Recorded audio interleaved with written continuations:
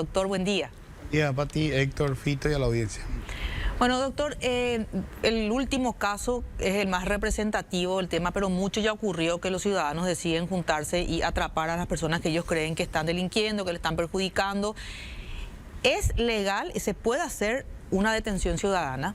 Sí, la detención por parte de ciudadanos está permitida por el sistema legal, específicamente por el Código Procesal Penal, cuando esta se produce en flagrancia. ¿Qué implica o cómo se define flagrancia?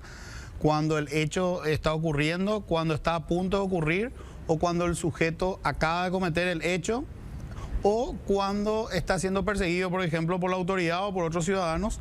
En esos casos, cualquier ciudadano está habilitado a aprehenderle a una persona. Porque la aprehensión como tal, o sea, si yo te detengo e impido que vos te muevas, eso propiamente se encuadra dentro de un tipo penal que se llama privación de libertad. Ahora, el ciudadano que practica una privación de libertad porque detiene a una persona o aprehende a una persona que acaba de cometer un hecho, eso actúa con una causa de justificación. ¿Por qué con una causa de justificación? Porque él comete una conducta típica, pero está justificado por la misma ley que dice le podés detener cuando el sujeto acaba de cometer o está cometiendo un hecho. Si estamos hablando ya de algo que ocurrió ayer y yo hoy me doy cuenta que es el que está pasando enfrente a mi casa, el que ayer me sustrajo algo y yo procedo a su aprehensión, eso ya no aplica conforme a la regla que dice que tiene que ser en flagrancia. Porque no estoy hablando de ningún caso en particular, estoy hablando simplemente en abstracto. Porque queríamos, para entender el caso que nos convoca, que es el caso de él, y si puede el director mostrar otra vez la imagen. Es una persona que fue víctima y creo que me ayuden a recordar, eso no ocurrió ese día, él fue víctima días antes. Días antes, ¿verdad? Justamente lo que usted estaba contando, doctor. Fíjese, el hombre cansado, él le relata a la fiscal que mira a ella, el hombre le dice, me robó y creo que robó a otras personas y él fue y lo detuvo. Eso no es flagrancia. No, definitivamente no es flagrancia. ¿Y esto que está haciendo él qué es entonces? Y en realidad es una conducta que, bueno, es propiamente algo que la Constitución dice que uno no puede hacer, ¿verdad? Que es hacer justicia por mano propia. O sea, él está convencido de que el sujeto cometió un hecho punible donde él fue víctima. Sí. La situación de flagrancia ya no se aplica, ya no está presente. Y él decide, bueno, actuar porque, bueno, las autoridades tal vez no hayan actuado. Entiendo yo también que el joven aprendido tenía otras órdenes de detención. Sí, por otras causas, sí. Pero tampoco yo, ciudadano, puedo ejecutar órdenes de detenciones vigentes. O sea, las órdenes de detenciones vigentes las tiene que aplicar la Policía Nacional, ¿verdad? No lo puedo aplicar yo, ciudadano. Claro, por eso es que también esto de la policía, cuando están ahí frente a la fiscalía, ningún funcionario se puede, digamos, tomar las atribuciones de la policía y agarrarlo. Claro, lo que pasa es que no es que porque uno ostenta un cargo público puede hacer cualquier cosa. O sea, el que sea fiscal no le autoriza a aprender. O sea, el fiscal ejerce la acción penal, no es que practique y le esposa a un ciudadano. Eso es tarea de la policía. O sea, uno tiene que entender los roles de cada institución, y aunque uno fuera fiscal o funcionario de la fiscalía, no es él el que tiene que practicar la detención. El fiscal hasta puede ordenar una detención, pero no puede ejecutarla. Eso le compete a la Policía Nacional y a los ciudadanos, o al mismo fiscal. Si el fiscal está presenciando un hecho en flagrancia, claro que el fiscal, como cualquier otro ciudadano, podría eventualmente aprender. Pero en estos casos no, obviamente. En estos casos es la policía la que tiene que actuar, ¿verdad? Para entender más entonces, la detención ciudadana está marcada sí o sí porque el hecho está ocurriendo en ese momento. Claro, en ese momento o acaba de ocurrir, o sea, y está huyendo la persona, está huyendo el sujeto, etcétera. O sea, ¿Está por ocurrir? Está por ocurrir, está ocurriendo, acaba de ocurrir, sí, o le están persiguiendo. Eso, solamente en esos escenarios. Así mismo. La mamá habla de tortura. Esto que vemos, no es tortura. Tortura es lo primero que te viene a la mente cuando escuchas tortura, ¿qué es? ¿Verdad? Que te metan con el agua, claro, que te hagan manicura, pero no precisamente para... La tortura no es... Esto parece más una privación de libertad, que no es... Claro. O sea, suena fuerte la privación de libertad, pero no es un delito tan grave. Y coacción. Es decir, coacción, que es básicamente yo te hago por la fuerza para que vos, o sea, aplico devuelva fuerza lo para que que me vos robaste. hagas algo que no querés hacer. Obviamente él no se quiere ir a la fiscalía a darse por detenido. Claro, o sea, y mucha gente dice, no, pero lo que él dijo ahí, Derlis I, en este caso, ¿verdad? Cuando empieza a reconocer o a relatar cuánto le robó, porque le dice, ¿cuánto me robaste? Le dice tanto. No, me robaste más, decí cuánto, tanto, le dice, ¿verdad? No sirve esa declaración. Eso es lo que es importante, porque la gente dice, ¿por qué le soltaron si él ya contó todo en el video, se lo vio? ¿Qué pasa en ese caso, doctor? Lo que pasa es que si a la jueza de garantía le pusieron esos hechos, o sea, el suceso que pasó con este ex ciudadano en particular, difícilmente la jueza va a tener elementos de convicción válidos. O sea, elementos de convicción sí. O sea, yo puedo estar convencido, Claro. Juan me sustrajo algo. Ahora, los elementos que me llevan a esa conclusión son válidos o son inválidos. Y si el caso se presenta como que Derlis I ya reconoció que le sustrajo a este señor, Sí. así, de esa manera, obviamente no es válido. Entonces la jueza estaría actuando irregularmente si ordena una detención sobre la base de una confesión obtenida a través de una coacción. Claro. Tenemos como algunos conceptos que están permanentemente en nuestra cabeza cuando ocurren este tipo de hechos. Uno es la legítima defensa o defensa propia, y el otro es el de la justicia por mano propia. La justicia por mano propia es ilegal. Es ilegal. La Constitución, artículo 15, expresamente lo impide, y el mismo artículo 15 dice, está prohibida la justicia por mano propia, pero está obviamente permitida la legítima defensa. La legítima defensa requiere que la situación sea de peligro inminente para un bien jurídico mío. Obviamente cuando ya me ocurrió algo ayer, hoy ya no hay peligro inminente, ¿verdad? Ya fui víctima del delito. Entonces quienes deben actuar son las autoridades. Yo entiendo la situación de muchos ciudadanos que se ven impotentes porque las autoridades no actúan, ¿verdad? Ese es el principal argumento que usa la Claro, gente. eso hace que obviamente la conducta de este ciudadano tampoco uno tenga que decir, no, esto tiene que irse, no, esto no está ni cerca de merecer una pena, ¿verdad? O sea, esto debería resolverse seguramente con alguna salida alternativa, porque dentro de todo el ciudadano puede incluso hasta tener lo que se denomina un error de prohibición. ¿Qué es el error de prohibición? Creer que algo te está permitido. Entonces, él puede creer que, porque él no tiene por qué conocer a detalle el sistema legal, puede estar convencido de que como él fue víctima y él está convencido que él fue el autor, él puede practicar esa aprehensión. Él no está actuando tal vez pensando en le voy a hacer un daño a este, sino él está pensando, este sujeto cometió un hecho y cree que eso le está permitido. En realidad no le está permitido bajo esas circunstancias. Actuar al día siguiente o días después del hecho no le está permitido, pero bueno. Y hay otros casos, doctor, en donde lo atrapan en el momento del delito o del crimen, que es peor, y lo atan a un árbol y viene vecino a vecino, uno a uno, a encajarle uno, a pegarle, a golpearle. Eso ya es Hasta atarle por el árbol forma parte de la aprehensión. de la detención. Claro, ¿verdad? Sí. lo otro ya obviamente ya es una conducta, eso ya es la aplicación de una sanción, entre comillas, decidida por el ciudadano, porque Ya, el que le justicia pega, por el mano que La le famosa pega, justicia por el que mano le propia. pega le está castigando, o sea, tampoco la policía le puede pegar a alguien que le detiene, ¿verdad? O sea, la policía puede usarla, o cualquier ciudadano puede usar la fuerza para detener, que no es lo mismo que yo ya te ven, o sea, la policía le puede eventualmente pegar a alguien, pero en el proceso de detención porque el otro Hay se resiste. resistencia.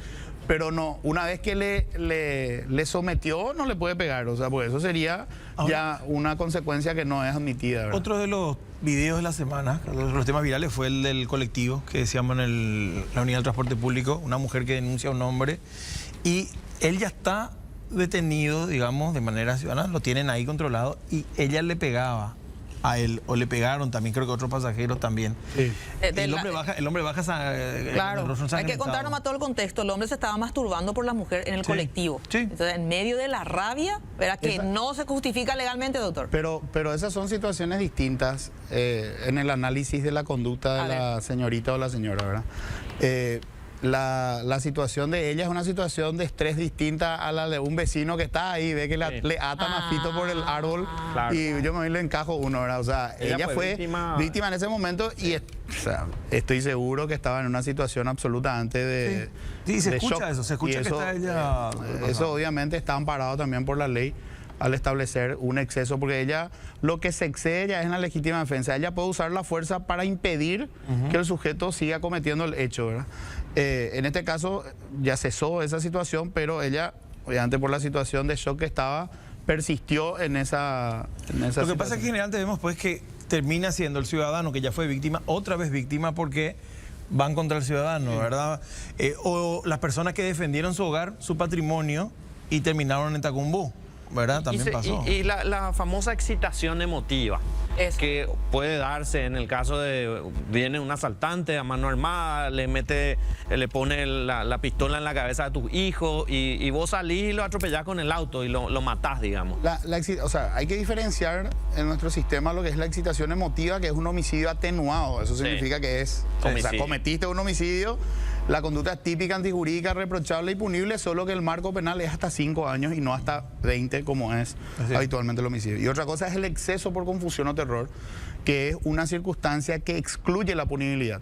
O sea, si yo voy a ser el abogado de una persona que reaccionó de esa manera, voy a jugar primero y antes verificar si hay posibilidad de sostener una legítima defensa y si definitivamente no hay, voy a tratar de primero analizar la posibilidad de un exceso por confusión o terror. Es decir, que esa situación haya uno actuado de esa manera, como en el caso de la joven, el colectivo, porque, o sea, obviamente no tiene un control sobre su conducta porque está en un estado de han habido casos que yo creo que de estos que le siguen al ladrón, etcétera, que yo creo que fácilmente se puede sostener de esa vía. Y hay otros que no, ¿verdad? Hay otros yo creo que sí. Y otros que quedan quietas, o sea, que no reaccionan. Ese también es un estado de shock. A mí me pasó, yo fui víctima en el transporte público de estos acosadores que sacaban su miembro y yo me quedé quieta, no podía, me sentía congelada, ¿verdad? Y él estaba ahí al lado, yo no podía moverme. Eso también es un estado de shock. Eso es un punto que definitivamente hasta que a una persona no le ocurra, uno nunca puede saber cuál va a ser la reacción que va a tener. Quienes particularmente me siento agraciado de nunca haber sido víctima de un hecho punible en ese sentido, de nada, ni robo ni nada.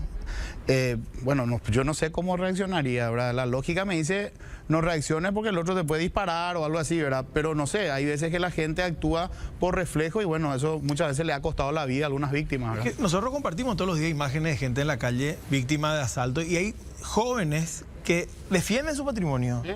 Y uno dice, usted puede terminar de la peor manera. A veces falla el arma, a veces disparan. Una reacción instintiva prácticamente, es la de aferrarse. Es tremendo. Y vemos últimamente también casos de conductores que ven un asalto, dos motociclistas, los famosos motochorros, y atropellan con el vehículo a los motociclistas. La legítima defensa de tercero está permitida por nuestra ley. O sea, yo puedo defender los derechos de Patricia, de Héctor, de Fito sin ningún problema. O sea, no es que solamente la víctima del hecho puede defenderse, puede ser un tercero. Está plenamente permitido a ese tercero que actúe en defensa del ciudadano. Porque ahí están usando un puñal o están usando un arma de fuego. Claro, desde el momento en que está en riesgo la vida de ese tercero que está siendo asaltado, yo tengo hasta la vida del asaltante como límite. Porque en la legítima defensa, el bien dañado y el bien salvado pueden ser de la misma entidad. Es decir, yo hasta puedo matarle a alguien para salvar la vida de otro. O sea, le puedo matar al asaltante para salvarla. Lo que no puedo hacer es cuando el asaltante ya terminó y ya está huyendo y ya no hay peligro para la vida de este ciudadano, ahí es donde ya hay un desequilibrio. ¿Por qué? Porque si el sujeto ya está huyendo y no hay peligro para la vida del asaltado, entre comillas, entonces ya estamos hablando de la propiedad del asaltado, nomás ya la que está en peligro, porque el sujeto está huyendo con lo que sustrajo. Entonces ahí ya no está habilitado que yo pueda acabar con su vida para salvar el patrimonio. Pero ahí también puede entrar la cuestión psicológica.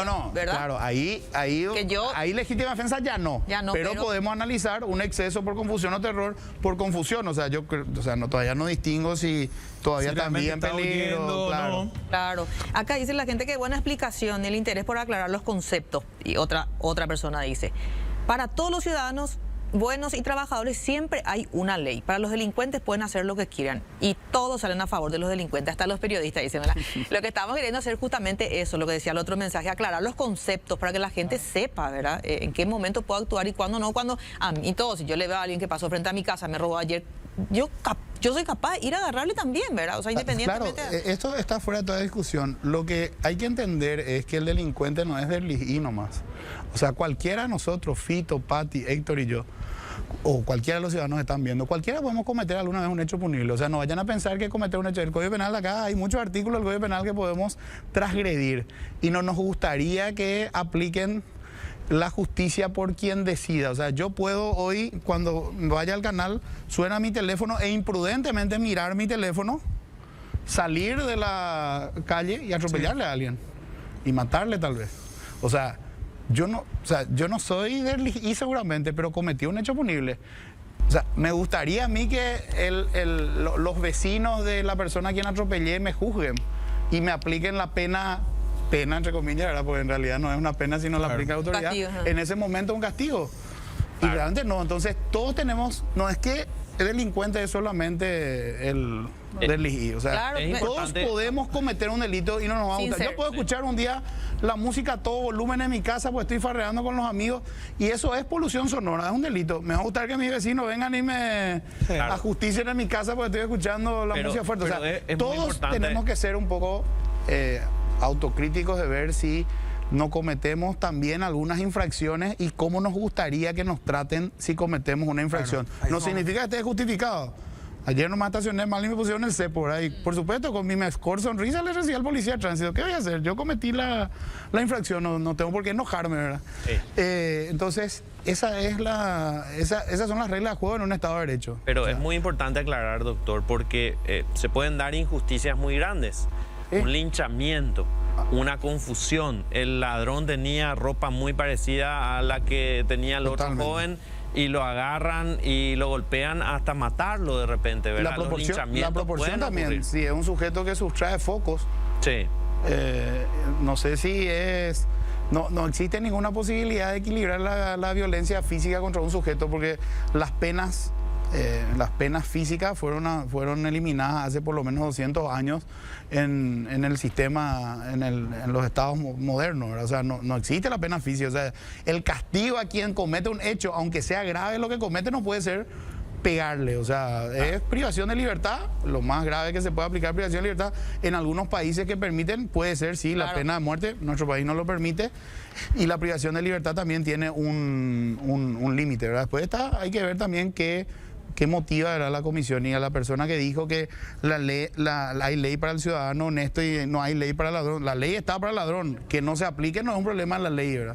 Es un problema de las autoridades y también, no solamente la aplicación de la ley, sino en la ejecución de esas sanciones. Yo creo que el Estado debería preocuparse en que si el problema de ese sujeto, por ejemplo, son las adicciones, que la ejecución no sea un mero encierro, sino sea una tarea terapéutica si es que tiene un problema de adicción y también no solamente terapéutica sino de formación para que cuando salga, porque si no, hay que ser sincero, meterle en la cárcel a Derlis y vamos a suponer que él solamente sustraía focos, aunque haya sustraído 100 focos de 100 casas distintas, la máxima pena posible es 7 años y medio por hurto en concurso varias veces.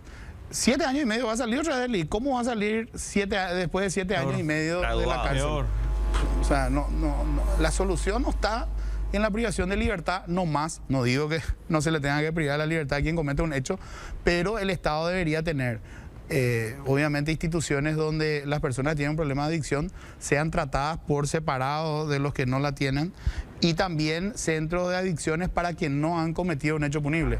Porque yo le escuchaba ayer a la señora también en este programa, a la mamá de este joven, decir que ella recurrió varias veces y bueno, no existen los medios. Yo creo que hay que invertir más en prevención, también obviamente en resolver los casos y castigar a quienes cometen el hecho, pero hay que pensar que el anuncio de pena, eso creer que porque yo le castigué a Héctor a 20 años, Fito no va a ser, porque a Héctor se le castigó. Eso realmente está probado sociológicamente que es falso.